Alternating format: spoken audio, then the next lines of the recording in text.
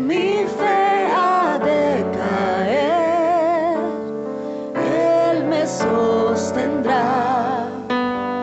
En la tentación yo sé, Él me sostendrá. No podría estar de pie en la oscuridad, pues mi amor muy frágil es. Él me sostendrá, Él me sostendrá, Él me sostendrá, pues me ama el Salvador. Él me sostendrá. Él se goza en quien salvó, Él me sostendrá. Ante el precioso sol, Él me sostendrá. Sus promesas fieles son, mi alma guardará. Alto precio Él pagó, Él me sostendrá. Él me sostendrá, Él me sostendrá, pues me ama el Salvador. Él me sostendrá.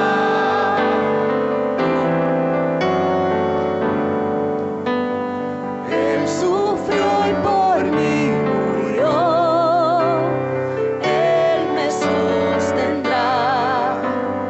La justicia Él cumplió, Él me sostendrá. Vida eterna tengo en Él, Él me sostendrá. Hasta que le pueda ver, Él regresará. Él me sostendrá, Él me sostendrá, pues me ama el Salvador. Él me sostendrá, Él me sostendrá, Él me sostendrá, pues me ama el Salvador. Él me sostendrá.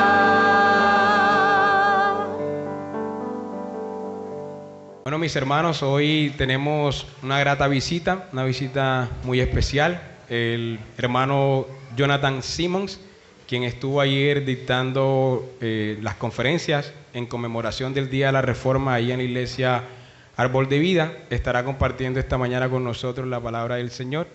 Él es un colombiano agringolado, o un gringo colombianizado.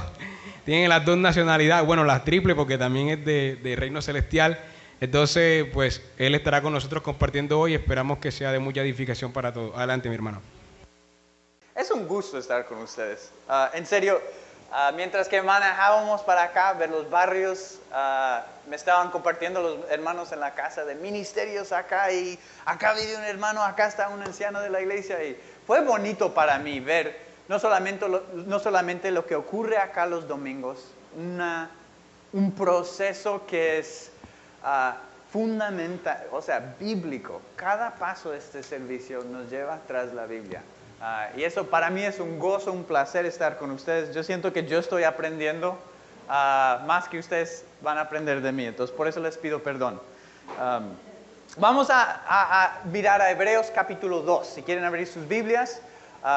Y les animo, nosotros vamos a estar mirando a varios pasajes. El libro de Hebreos está fundamentado en el Antiguo Testamento. Es como algunos de los primeros cristianos entendieron la salvación por medio de Cristo a la luz del Antiguo Testamento. Entonces quiero que tengan eso en mente. Si quieren, pongámonos de pie y leamos la Biblia y preparemos nuestro corazón juntos.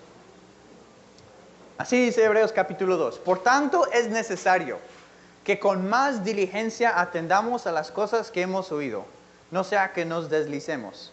Porque si la palabra dicha por medio de los ángeles fue firme y toda transgresión y desobediencia recibió justa retribución, ¿cómo escaparemos nosotros si descuidamos una salvación tan grande, la cual, habiendo sido anunciada primeramente por el Señor, nos fue confirmada por todos los que oyeren, testificando Dios juntamente con ellos, con señales y prodigios y diversos milagros y repartimientos del Espíritu Santo según su voluntad? Porque no se sujetó a los ángeles del mundo venidero, pero no sujetó a los ángeles el mundo venidero, acerca del cual estamos hablando. Pero alguien testificó en cierto lugar diciendo, ¿qué es el hombre para que te acuerdes de él? ¿O el hijo del hombre para que le visites? Le hiciste un poco menor que los ángeles y lo coronaste de gloria y honra y lo pusiste sobre todas las obras de tus manos. Todo lo sujetaste bajo sus pies. Pero en cuanto le sujetó todas las cosas, nada dejó que no sea sujeto a él. Pero todavía no vemos que todas las cosas le sean sujetas. Pero vemos a aquel que fue hecho un poco menor de los ángeles, a Jesús, coronado de gloria y de honra, a causa del padecimiento de la muerte, para que por la gracia de Dios gustase la muerte por todos. Porque convenía a aquel por cuya causa son todas las cosas, y por quien todas las cosas subsisten, que habiendo de llevar muchos hijos a la gloria, perfeccionase por aflicciones al autor de la salvación de ellos. Porque el que santifica a los que son santificados, de uno son todos.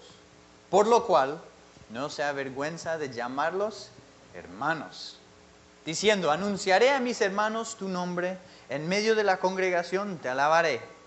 Y otra vez, yo confiaré en él. Y de nuevo, he aquí, yo y los hijos que Dios me dio.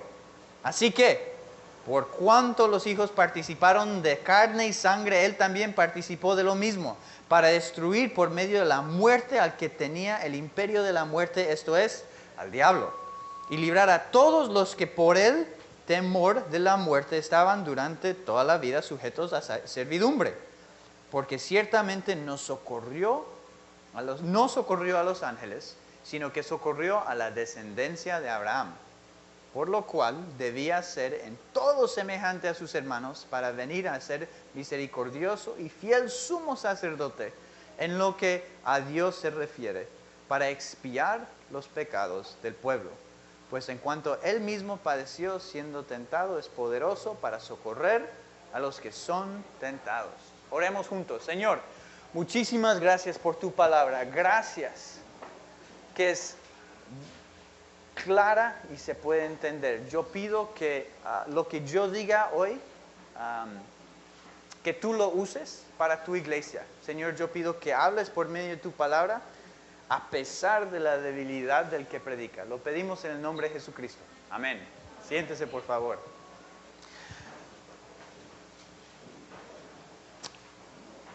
Vamos a mirar todo el capítulo 2 de Hebreos, pero yo estoy esperando que su pastor va a dividirlo en partes, porque esta es una sección súper grande, ¿sí? Hoy es más un resumen que específicamente la exégesis de las partes pequeñas. Pero mientras que el pastor y yo estábamos hablando, yo miré la primera parte y yo decía, ¡ay! Pero la primera parte y la segunda parte y la tercera parte. ¿Sí? Es tan bonito como trabajan juntos. Este pasaje, yo siento que el fundamento es el llamado, preste atención, pilas, estás escuchando, ¿sí? El autor quiere que llama a la persona a esté seguro que esté escuchando. Hay muchas veces que yo hago esto, por ejemplo, con mis hijos. Una de las veces que uno lo hace, especialmente, yo tengo 3 hijos, pero cuando uno está cruzando la calle, ¿sí o no? O sea, si no prestan atención, puede ocurrir algo terrible, ¿cierto? Y uno los está entrenando no solamente para cruzar la calle esta vez, sino para cruzar la calle por el resto de sus vidas. Cuando ellos llegan a una calle, yo quiero que ¿qué? Escuchen, que miren, que ¿sí? Yo tengo a mi hijo, el de la mitad es más despistado a veces. Él vive en otro mundo la mitad del tiempo y tiene ideas súper chéveres, pero...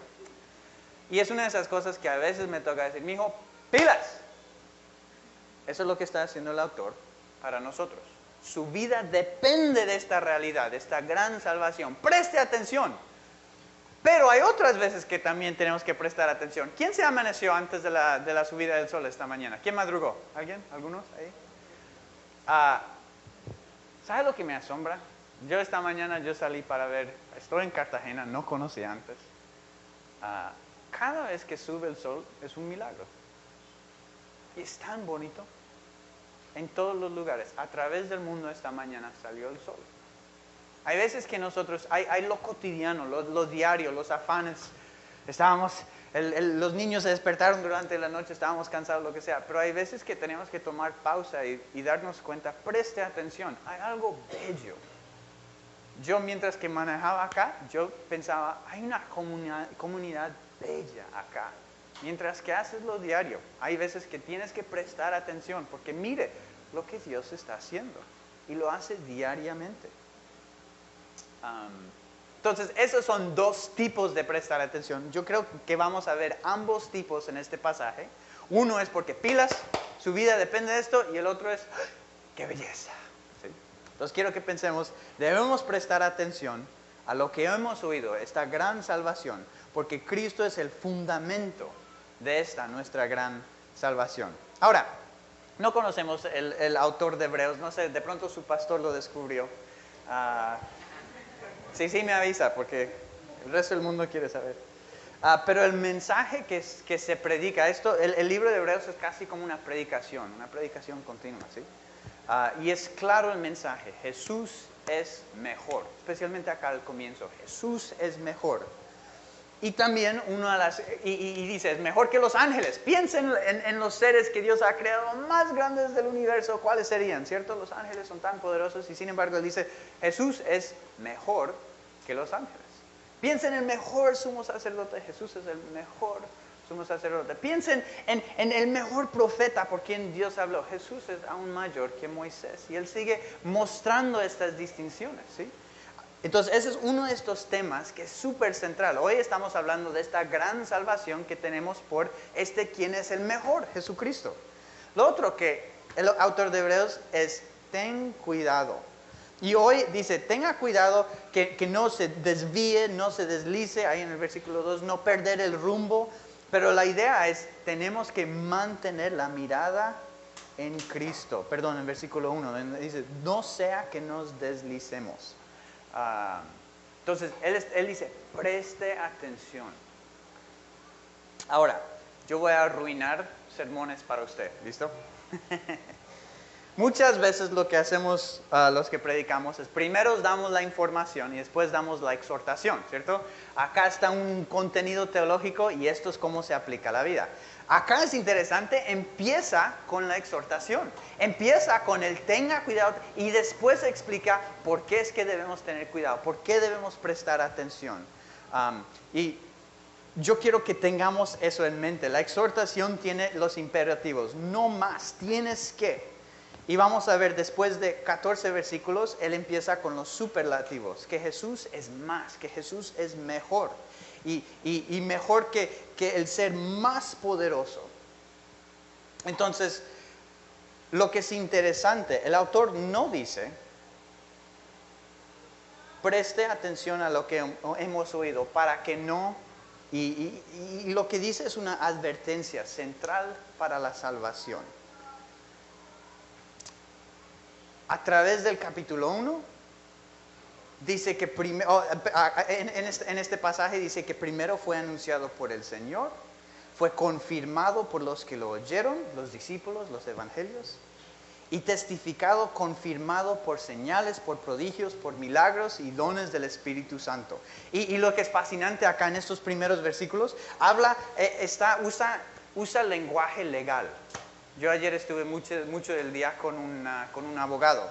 Y la idea acá es, esto es evidencia que uno prestaría. Y la evidencia que él presenta primero es el Señor mismo. Esta gran salvación fue anunciada por el Señor. Segundo, fue confirmado por los que lo oyeron, los discípulos, los evangelios. Usted a veces ha pensado, ¿cómo sería hablar con Juan el apóstol? ¿Cómo sería oír de Mateo mismo? ¿Será que Jesús, cómo serían esas historias? Juan, al final del Evangelio de Juan, dice, si escribiéramos todo lo que hizo Jesús, no habría suficientes libros en todo el mundo, ¿cierto? ¿Cómo sería sentarse y escuchar de las otras cosas? Pero también dice, fue confirmado por señales, prodigios, milagros, dones del Espíritu Santo. Piensa en el libro de Hechos. Dios confirmó el Evangelio donde iba. Entonces, acá dice, esta es la gran salvación que hemos leído, que vemos en los evangelios, que vemos que Dios proveyó a la iglesia cuando la iglesia empezó a surgir en el libro de Hechos. Y entonces necesitamos prestar atención a lo que hemos oído de esta gran salvación. Número 1, porque requirió humillación y exaltación. Y esta es la primera cosa que vamos a ver. Cuando hablamos de esta gran salvación que Jesús proveyó, necesitamos entender que Dios está con nosotros. Él se humilló, tomó nuestro sufrimiento. Leímos ese pasaje de Isaías, actualmente vamos a regresar a ese pasaje. Él tomó nuestras cargas, tomó nuestras deudas, tomó nuestros dolores. Qué milagro que Él se humilló, pero Dios lo exaltó. Segundo, que esta gran salvación nos une como una familia. Yo no los conozco a ustedes no me conocen a mí. Y sin embargo tenemos algo en común. Somos parte de la familia de Dios. Y a través de todo el mundo, ahorita, hace algunas horas y siguiendo algunas horas, se están reuniendo hermanos, alabando y glorificando el nombre del Señor. Están personas tomando diferentes iglesias, puede que tomen la Santa Cena hoy. Pero llegará el día cuando todos estamos cantando estas mismas canciones. Yo me pregunto, ¿será que en el cielo vamos a hacerlo en diferentes idiomas o en un mismo? Sí, hay la letra, ¿quién sabe? ¿Será que nos entendemos? ¿Quién sabe? Yo no sé. Pero ¿se imagina cómo será esa canción? De tantas voces juntos. Santo, santo, santo. Uy. Somos una familia. Y por último, vamos a ver, esta gran salvación conquistó el pecado y la muerte. Yo no traigo nada súper chévere, súper innovativo. Para mí, este año ha sido uno que para mí fue agotador. No sé si ustedes se sienten así. Y al preparar esto y pensar esto y leer esto, yo sentí refresco en lo básico de la fe. Entonces, eso es lo que quiero compartir con ustedes. Entonces, primero, dice, debemos prestar a esta gran salvación porque requirió humillación y exaltación. Ahora, esto es un tema que se ve a través de toda la Biblia. Y Hebreos depende del Antiguo Testamento. Piense, por ejemplo, acabamos de mencionarlo, el tema o la idea de Emmanuel, Dios con nosotros. Piense a través de la historia del Antiguo Testamento. Uno ve la historia de José. O uno ve cuando el pueblo de Dios sale de Egipto, ahí estaba Dios. El tabernáculo era para recordarles que Dios estaba con ellos. Uno lee el libro de Jueces. Uy, trae un desánimo. Y sin embargo, cada vez que clamaron a Dios, Dios proveía por ellos. ¿Cierto? En el libro de los Reyes, uno lee rey tras rey tras rey que no seguía. Y sin embargo, Dios estuvo con su pueblo tanto que cuando los manda por exilio, Él dice, cuando regresen, y aun cuando estén allá, Él estaba con ellos. ¿Por qué? Porque Dios no está atado a un lugar. Dios con su pueblo. Y después uno llega al Nuevo Testamento y este Dios con nosotros es humillado al nacer, pero el Padre lo exalta en el anuncio. Yo quiero que pensemos en esta humillación y exaltación. Piensa en la historia de cuando nace Jesús. Él nace ¿dónde? En un potrero lleno de vacas, unas gordas, otras flacas. No mentira, quién sabe. Pero nace en un potrero, ¿cierto? Hablamos de un pesebre, pero eso como que más o menos lo limpia. Olía a animales. Y sin embargo, cuando Dios le cuenta a los pastores quién aparece en el cielo para anunciar que que Dios mismo se ha encarnado. Un montón de ángeles cantando. Ese concierto, nosotros diríamos, ¿por qué lo desperdició, Señor? Muéstrelos. ¿Sí? Pero se lo mostró a pastores. Exaltó este nacimiento humilde del niño. Después piense, por ejemplo, Jesús se humilla al recibir el bautismo. Juan estaba anunciando un bautismo para el perdón de pecados, ¿sí o no? ¿Jesús necesitaba el perdón de pecados? Porque nunca había. Entonces, ¿por qué se bautizó? Para tomar todas nuestras experiencias.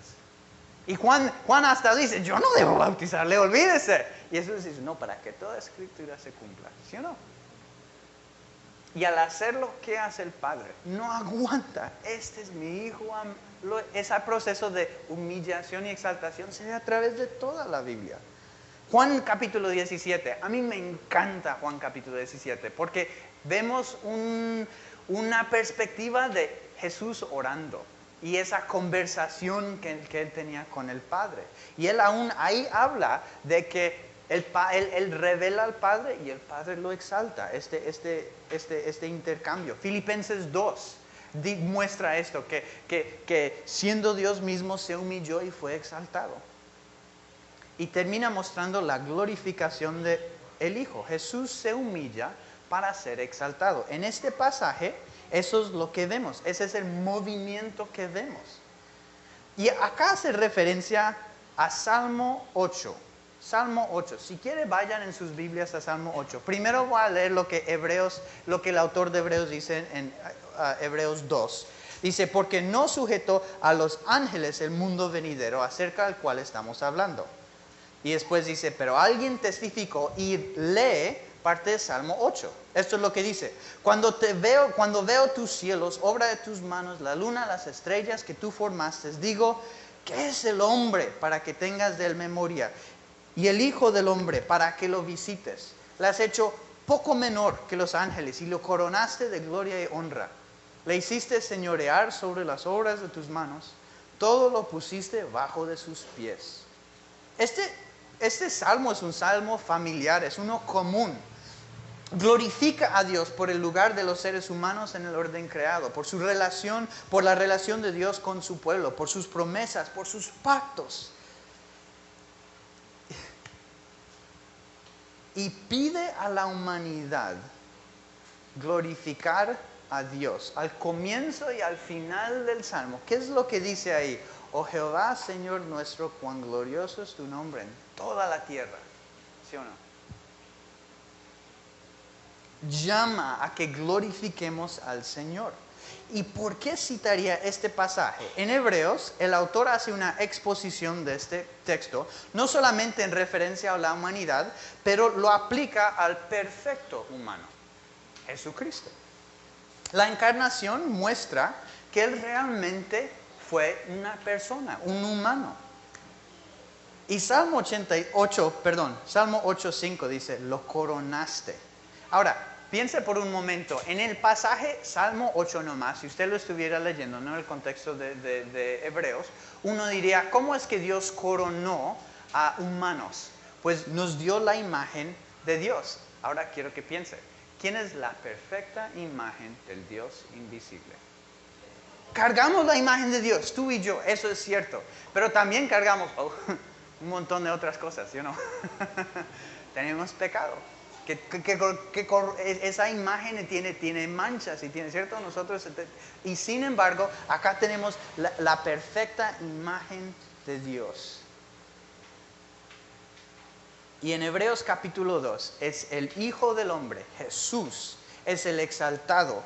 Y con Él tú y yo somos restaurados. Él restaura la humanidad. Entonces, cuando vemos este pasaje, nos muestra, no solamente está hablando de nosotros, está también hablando de Jesús. Y para mí, esta realidad, porque ahí dice, Jesús es exaltado y con Él tú y yo somos exaltados. Es la restauración de la humanidad. Entonces, no solamente es que Jesús fue humillado y exaltado, pero por medio de la exaltación de Él, Él también nos levanta a nosotros. Y para mí eso es difícil de comprender. en Efesios capítulo 2. Quiero que pensemos en este proceso de exaltación, porque nos afecta a nosotros. En Efesios capítulo 2, versículo 4 y 5, esto es lo que dice. Pero Dios, que es rico en misericordia, por su gran amor con quien nos amó, aun estando nosotros muertos en pecado, nos dio vida juntamente con Cristo, porque por gracia sois salvos. Estamos mirando esto anoche. Y esto es lo que dice. Y juntamente con Él nos resucitó. Y asimismo nos hizo sentar en los lugares celestiales con Cristo. Eso quiere decir que por medio de la muerte de Cristo, tú y yo morimos. Y acá dice que fuimos resucitados juntamente con Cristo y nos hizo sentar. En el griego es el pasado. Ya ocurrió. Entonces eso quiere decir que usted en este momento está sentado en los lugares celestiales con Cristo. ¿Cómo así? ¿Cartagena es el lugar celestial? Mire a la derecha, ¿será este hermano? Esto es la realidad. Hay un todavía, ya, pero todavía no. Hasta cierto punto. ¿Por qué es que en un partido se acaban los 90 minutos y siguen jugando? Imagínense un partido donde Colombia le gana a Brasil. No se rían. Y le ganan 8-0. No se rían. Pero ¿por qué es que el árbitro dejaría seguir el tiempo? Ya está ganado el partido, ¿cierto? ¿Por qué es que sigue el tiempo? Porque toca. Y sin embargo, ya se ganó. La realidad es, si tú has puesto tu fe en Cristo, la garantía de esta glorificación es hecha. Y sin embargo hay que esperar. Pero la idea, y yo quiero que pensemos, que meditemos, que nos constantemente recordemos, es que esa es nuestra realidad. Más que las dificultades diarias, más que el desánimo, más que la ansiedad de lo diario, ¿sí? La realidad es, somos salvos por medio de la gracia, por medio de Cristo. Y nuestra realidad es que estaremos en el cielo juntamente con Él para siempre. Y una de las cosas que a mí me sorprendió de este pasaje es que el autor regularmente dice, ¿para qué es que esto ocurrió? Acá en Cartagena se dice, ¿para qué? ¿Sí? ¿Se dice para qué? Bueno, yo acá lo escribí, sin el para. No, ¿para qué? Y la idea es, ¿para qué es que esto ocurrió? Este Cristo fue exaltado, fue humillado, sufrió muerte, y en este pasaje, ¿para qué? Mire el capítulo 2, versículo 9. ¿Para qué es que esto ocurrió? Para que por la gloria de Dios probara muerte por todos. Cristo se humilló en ese sufrimiento. ¿Para qué? Para probarlo, saborearlo, para que tú no tuvieras que hacerlo. Cristo se humilló en ese sufrimiento para ser nuestro mediador. Ahora, esto es un problema. A mí me gusta, creo que es por ser profesor, perdón. Pero el versículo 10 a mí me causó un poco de problemas. Voy a leerlo. Porque convenía a aquel por cuya causa son todas las cosas y por quien son todas las cosas subsisten. ¿Eso quién es? Jesús, ¿cierto? Solo hay uno por cuya causa son todas las cosas y por quien todas las cosas subsisten, que habiendo de llevar muchos hijos a la gloria, perfeccionase por aflicción el autor de la salvación de ellos. ¿Quién es el autor de la salvación? Jesucristo. ¿Cómo es que Jesucristo va a ser perfeccionado? Porque si hay que ser perfeccionado, eso quiere decir que no, Jesús es perfecto. Amén. Entonces, ¿qué es lo que está diciendo este pasaje? Esto explica cómo el Dios ya perfecto fue hecho el perfecto mediador entre Dios y los hombres. Pregunta, ¿quién puede ser un mediador entre Dios y los hombres? Tiene que ser alguien que es Dios y hombre. Él es un rey en la línea de David. Piensa en esta realidad. Es un rey y el rey perfecto, y sin embargo nació como un pobre y como humilde. Los papás fueron desplazados porque alguien los iba a matar. Les tocó correr en la noche. un rey, fue humillado y pobre. Él es el perfecto sacerdote que se hizo el mismo sacrificio. El sacerdote era el más importante del pueblo de Israel. Y no solamente él es el sacerdote, la persona más importante, también es el animal que fue matado, es el cordero, para tomar el pecado de los que sufren. Piensen en el pasaje que acabamos de leer. Él tomó nuestras enfermedades. ¿Qué hizo con el leproso? Él lo tocó. Eso no se hace. Pero mira el ministerio de Jesús. Él se metió. ¿Sí?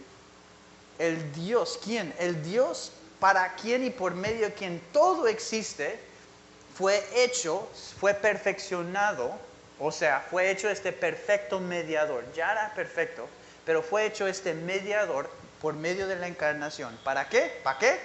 Para llevar, versículo 10, a muchos hijos a la gloria.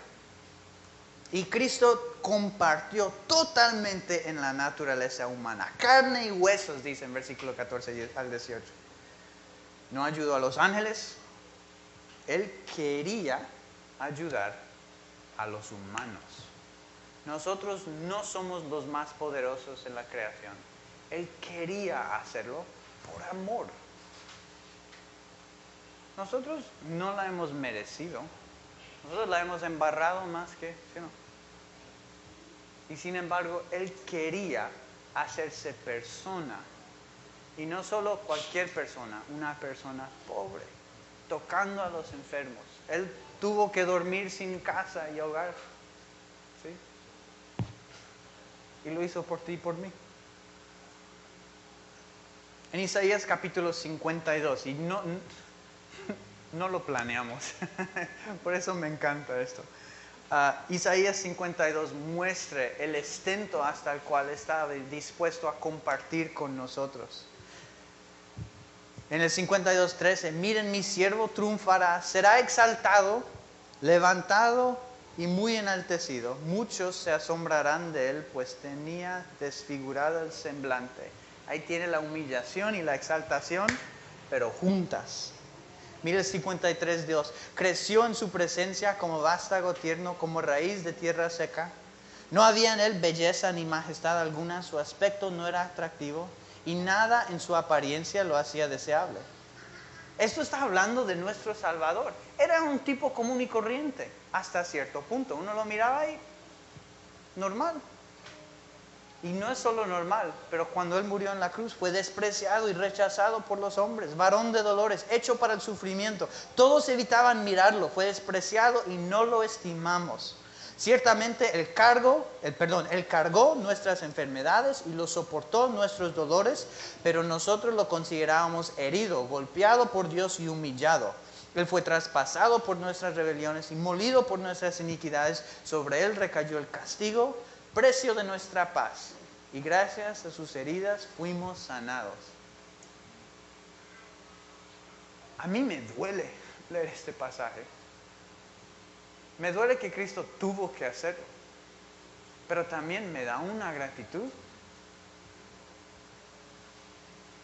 Versículo 6, todos andábamos perdidos como ovejas, cada uno seguía su propio camino, pero el Señor hizo recaer sobre Él la iniquidad de todos nosotros. Y entonces nosotros, acá dice este pasaje, estábamos como ovejas. ¿Y qué dice el versículo 7? Maltratado y humillado, ni siquiera abrió su boca como cordero. Él se hizo como oveja. Nosotros estábamos como ovejas perdidos. Entonces Él se hizo como la oveja que iba a pagar por nuestros pecados. Fue llevado al matadero como oveja, enmudecido ante su trasquilador, y ni siquiera abrió su boca. Pero el Señor quiso quebrantarlo y hacerlo sufrir, y como Él ofrecía su vida en expiación, verá su descendencia y prolongará sus días y llevará a cabo la voluntad del Señor. Después de su sufrimiento, verá la luz y quedará satisfecho. Por su conocimiento, mi siervo justo justificará a muchos y cargará con las iniquidades de ellos. Por lo tanto, le daré un puesto entre los grandes. ¿Y ve la humillación y esa exaltación, ese movimiento entre los dos? y repartirá el botín con los fuertes, porque derramó su vida hasta la muerte y fue contado entre los transgresores. Cargó con el pecado de muchos e intercedió por los pecadores.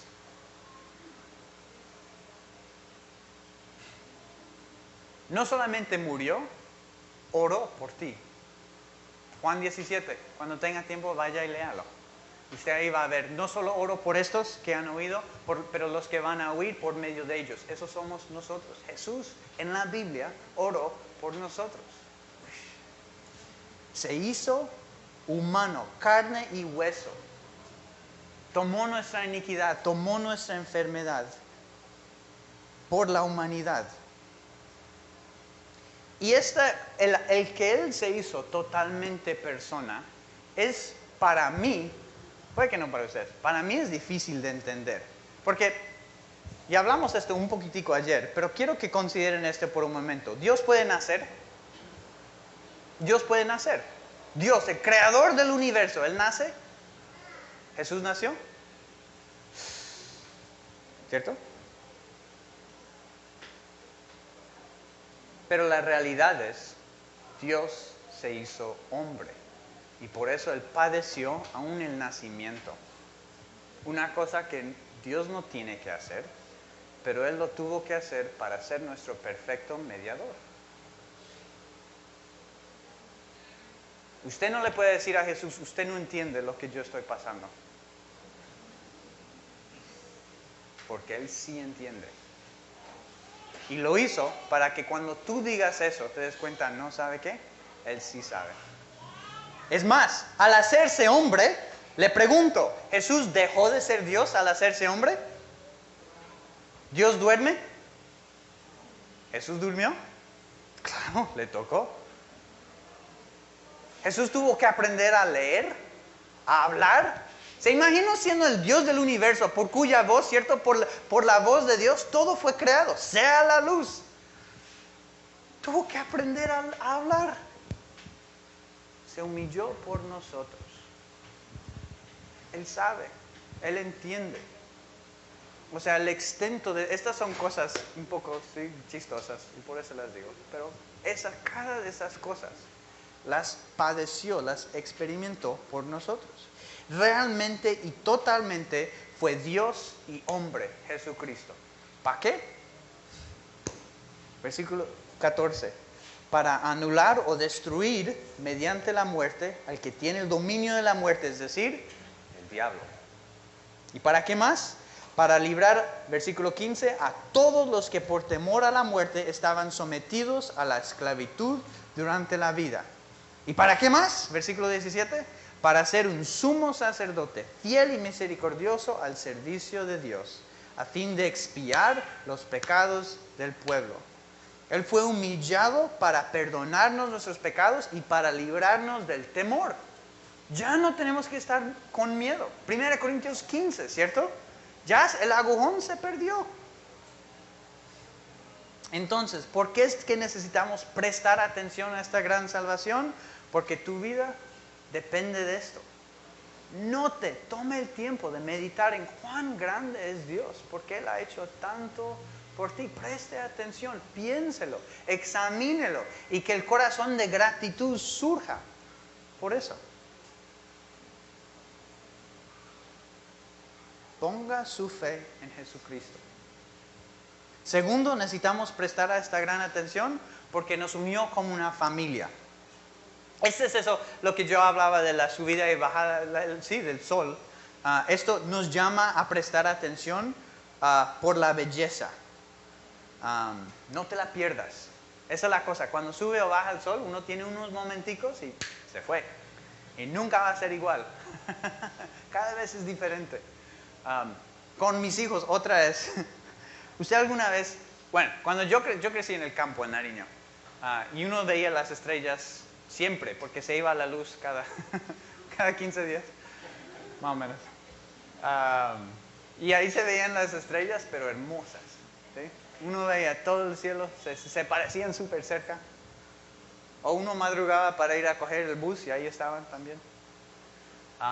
Pero con los chicos hoy en día es más difícil. Nosotros vivimos en una ciudad, Medellín, y eso siempre está súper alumbrado.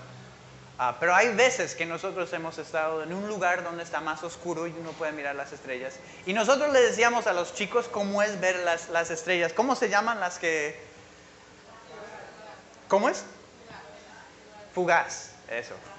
Las estrellas fugaz, donde pasan rápido. Hay veces que son súper grandes, ¿sí?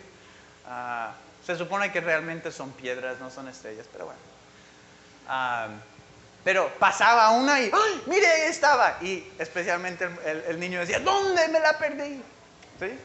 Y después se distraía, ¡ay, hay otra! ¿Dónde? ¿Sí?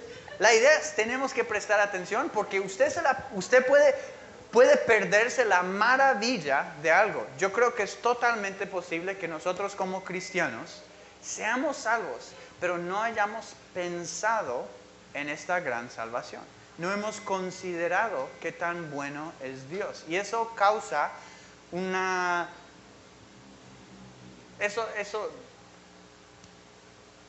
la perdemos. Nos perdemos tiempos de esperanza. Nos perdemos tiempos de ánimo. Nos perdemos tiempos de adoración, porque la respuesta a esto es simplemente adoración a Dios creador que se hizo hombre. Entonces quiero que consideremos acá la maravilla de que somos una familia.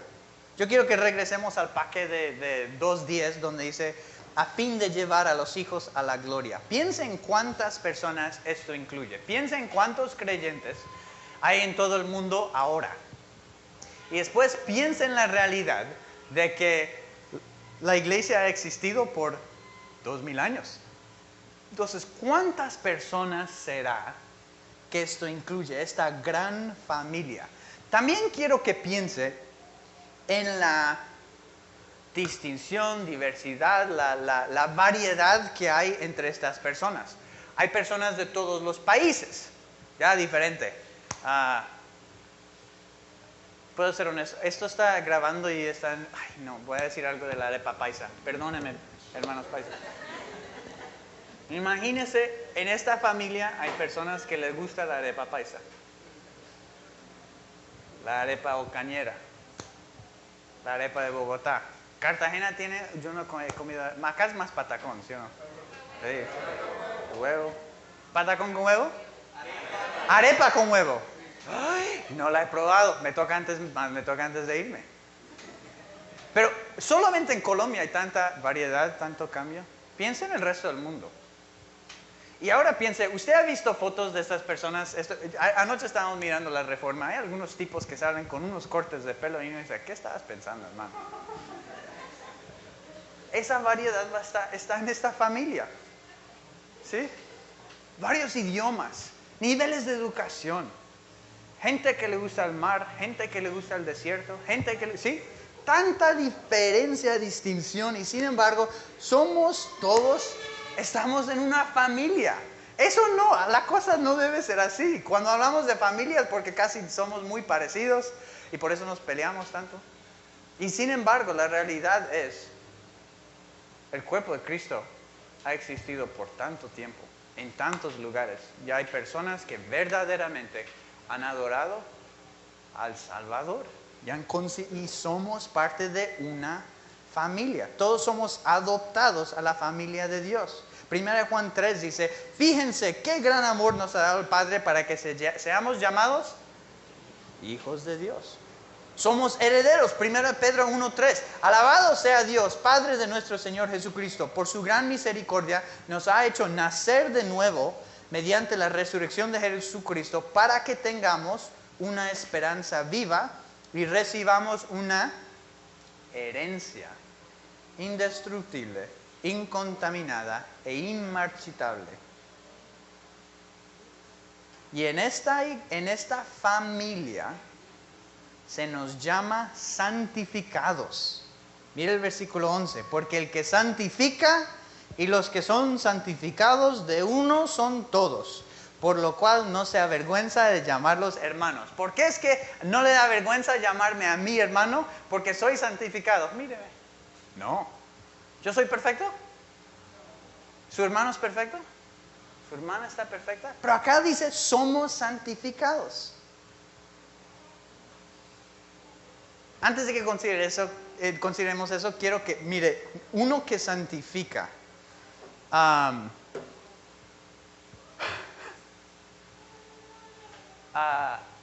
Hay un documento que se llama el Westminster, no sé si lo manejan acá de vez en cuando, sí. Yo sospechaba que sí, mirando el pastor. Pregunta 33 y 35 habla de la distinción entre la justificación y la santificación. Dice que la justificación es un acto de la libre gracia de Dios, por el cual Él perdona todos nuestros pecados y nos acepta como justos delante de Él. Mas esto solamente en virtud de la justicia de Cristo, la cual no es imputada y nos es imputada y que recibimos por la fe únicamente. No traemos nada. Por obras no somos salvos. Pero después uno llega al versículo, a la pregunta 35, hace justificación, después adopción. Adopción también es excelente, vaya y léanlo, pero si yo leyera todo lo que quisiera estaríamos acá toda la tarde. En el 35 dice que es santificación. Y en vez de decir que es un acto de Dios, dice que es una obra de Dios. ¿Qué es la diferencia entre acto y obra? La idea es, acto es, ya, está hecho. Pero en este contexto la obra es continua. Está continuamente obrando en ti. La santificación es aquella obra de la libre gracia de Dios, por la cual somos completamente reestablecidos. Es este proceso a la imagen de Dios y puestos en capacidad de morir más y más diariamente y de vivir piamente, piadosamente, vivir para Él. Entonces la idea es que somos santificados, es este proceso continuo que está ocurriendo pero igual al estar sentado es algo que ya ocurrió, pero todavía no. Hay una tensión ahí entre esas dos.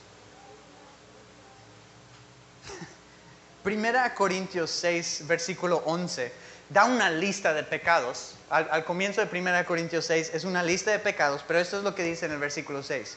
Pero ya han sido lavados, ya han sido santificados, ya han sido justificados en el nombre del Señor Jesucristo y por el Espíritu de nuestro Dios.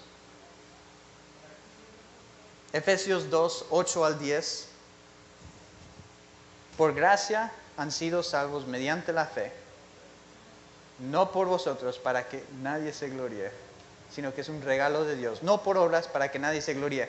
Yo acá escribí en la Nueva Versión Internacional, perdón, gloríe es la Reina Valera 60, esa es la que la tenía memorizada yo. Porque somos hechura de Dios, creados en Cristo Jesús para buenas obras, las cuales Dios dispuso de antemano a fin que las pongamos en práctica. ¿Somos salvos por las obras? No, somos salvos para las obras. Y al practicarlas estamos aplicando esta santificación que Dios está haciendo en nosotros. Necesitamos mostrar el fruto. Y lo tremendo es que somos parte de una familia y hay que mostrarlo. En un pueblo pequeño todo el mundo se conoce, ¿sí o no? De pronto es igual acá en esta parte de Cartagena, donde todos se conocen a todos. Allá, cuando uno salía, ellos decían, tal es hijo de tal. Y por eso estaban convencidos que sabían todo de ese muchacho. ¿Por qué? Porque habían visto al niño, al papá crecer.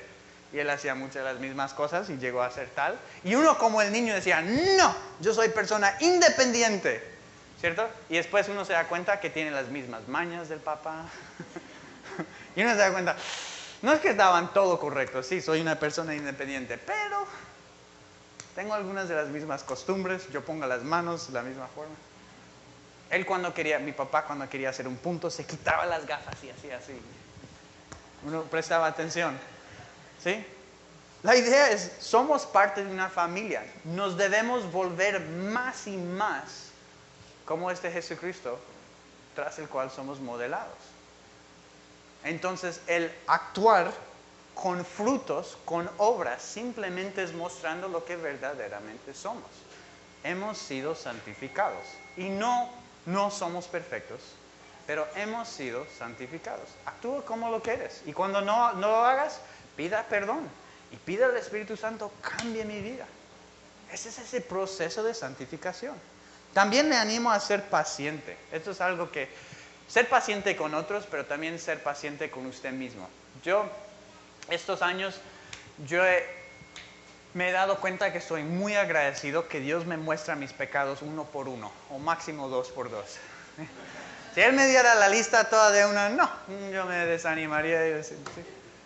Y sin embargo, Él nos lleva por este proceso poco a poco y nos está cambiando, y sin embargo hay mucho más para cambiar. Sea paciente. Y este es el milagro que Él nos llama hermanos. Él nos llama hermanos. Y acá hace referencia a Salmo 22. Acá dice en versículo 12, anunciaré. Entonces en el 11 dice, Él santifica a los que son santificados, de uno son todos, por lo cual no se avergüenza de llamarnos hermanos. Y después cita Salmo 22. Ahora, el contexto de Salmo 22 es un salmo mesiánico. Ahí es donde dice, por ejemplo, Dios mío, ¿por qué me has desamparado? Lo cita en la cruz, ¿cierto? También dice, reparten mis vestiduras entre sí, sobre mí echan suertes. Esta es una profecía de lo que ocurriría en la muerte de Cristo. Pero en el versículo 22, este lamento cambia a gratitud. Entonces tiene este proceso que refleja lo que ocurrirá en la cruz, ¿sí? Y dice, hablaré de tu nombre a mis hermanos, en medio de la congregación te alabaré. Y después en el versículo 27 dice, todos los términos de la tierra se acordarán y se volverán al Señor. Todas las familias de las naciones adorarán delante de ti. Por medio de esto, lo que Cristo padeció en la cruz, nos llama hermanos, dentro solo del movimiento de este salmo. Y por eso, versículo 27, todas las familias de las naciones. ¿Eso qué quiere decir? Que de todas las esquinas del mundo, Él nos formó en una familia. Familia de Dios.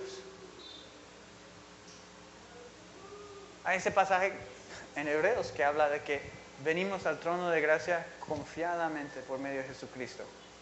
Hay una historia de alguien que estaba en África y fueron a visitar a la persona que estaba a cargo de esa región, y uno se paraba a la puerta primero y después lo dejaban entrar, pero uno tenía que entrar y pararse atrás. Y después de un tiempo el Señor estaba haciendo sus cosas y decía que siga. Y lo que uno hacía culturalmente es tomaba unos pasos y después esperaba. Y después, no, siga. Y uno culturalmente tocaba esperar que le dijera, un poco colombiana, ¿cierto? Y sin embargo era un proceso. Pero durante ese proceso que este misionero estaba echando para adelante, entró un niño y vino al frente y ¡pum!, se sentó en el regazo del papá. Él no tuvo que pasar por ese proceso. Tú y yo podemos entrar ante el trono de gracia, hacer nuestras peticiones, quejarnos antes de Dios. Él quiere escuchar nuestras quejas, nuestro dolor, ¿por qué? Porque somos parte de una familia. Y nos llama hermanos. Y el versículo 17 dice, debía ser en todo semejante a sus hermanos, para venir a ser misericordioso y fiel sumo sacerdote. Él tuvo que ser como sus hermanos, ¿para qué? Para ser ese sumo sacerdote. Nació en un pesebre, pobre, desplazado, sin hogar, enfermo, y tabernaculó entre nosotros. Hay una historia de alguien que vivió en India y hacía un trabajo para los pobres. Había gente que donaba zapatos, digamos, todo un camión de zapatos, y los llevaban a estos barrios muy pobres y los sacaban y empezaban a organizarlos por tamaño, ¿sí?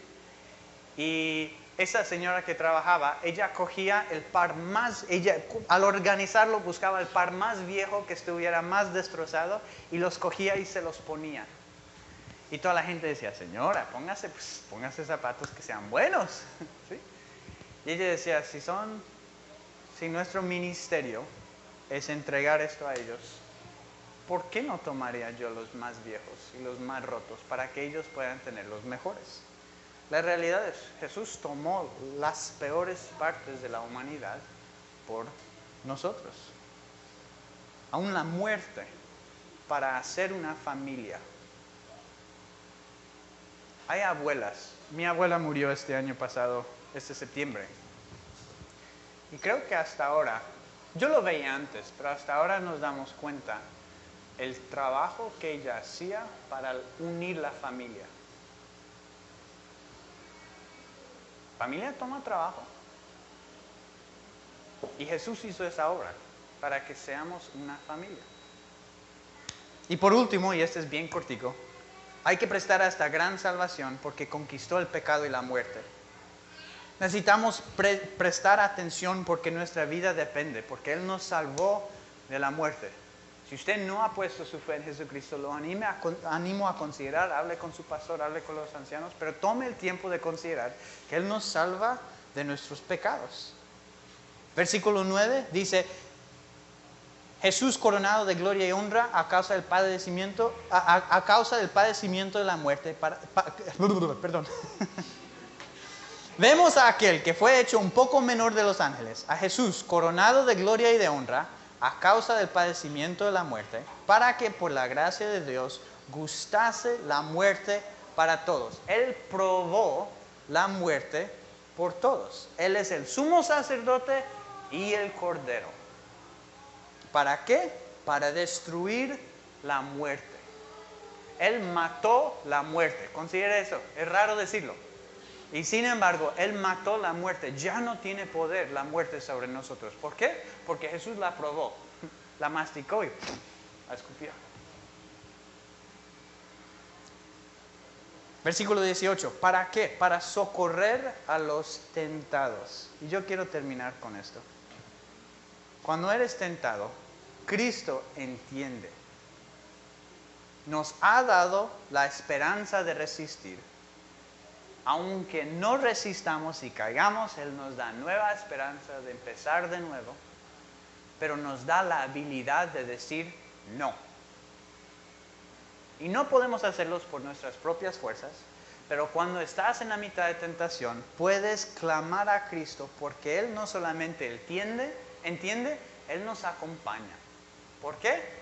Por el puro comienzo. Él es Dios con nosotros. ¿Sí? Entonces, el autor de Hebreos nos está exhortando, preste atención, para no perder el rumbo, para no desviarnos. Y es interesante, ese verbo ahí, ese no desviarse, está en el pasivo, no es activo, no es que uno decide, no, yo quiero tomar el camino equivocado y pum, uno se va. Por lo general es algo que pasa sin querer queriendo, ¿cierto? Cuando yo manejaba y mi papá decía, ¡ay, mire eso allá! Mi mamá decía, ¡no mire! Porque ¿qué pasa cuando uno está manejando y uno mira? ¿Cierto?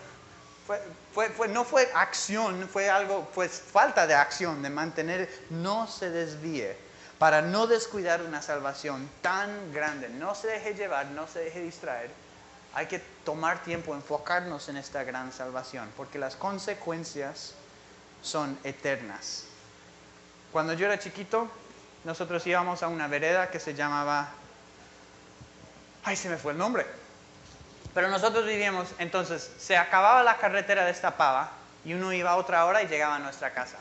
Después uno iba, la carretera destapada otra vez, unas 4 horas y se acababa. Y después uno caminaba unas 4 horas y llegaba. Ahorita se me va a ocurrir tan pronto termine de predicar. Pero uno iba y compartía con los hermanos, se acostaba a la caída del sol porque no había luz allá. Ellos se reunían. Yo me acuerdo chiquito, me encantaba ir con mi papá, pero esto era hace algunos años y al salir de allá uno tenía que salir antes del anochecer porque si no se complicaba la cosa.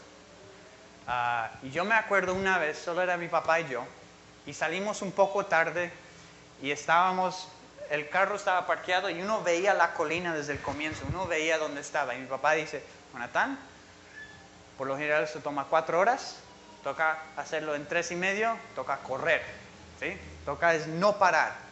Y yo estaba cansadísimo. Y mi papá es alto, tiene 2 metros, entonces cada uno de sus pasos Era como 4 de los míos. Y él seguía diciendo, mire la colina. Y uno subía y uno, ay, vamos a llegar. No, había otra. Y uno bajaba y subía, no, había otra. Y era un proceso agotador, ¿sí? Pero mi papá decía, siga mirando esa colina, porque si usted mantiene sus ojos va a ver, nos estamos acercando más y más. Cristo es esta colina final. Para allá vamos. Y vamos a ver en el resto de Hebreos, lo dice en este pasaje, pero lo va a decir otra vez después, mantengan los ojos puestos firmemente en Jesucristo, el autor de su salvación. Entonces oremos que el Señor nos ayude a hacer precisamente eso. Señor, gracias. Gracias por esta salvación. Gracias por este Salvador en quien depende nuestra salvación.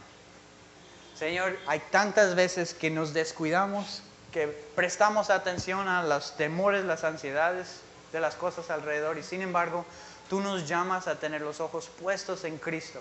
Gracias que Él tomó, sufrió, padeció todo por nosotros. Señor, recuérdanos a depender de Él diariamente. Perdónanos por cuando dependemos de nuestras propias fuerzas, tratamos de hacerlo nosotros mismos.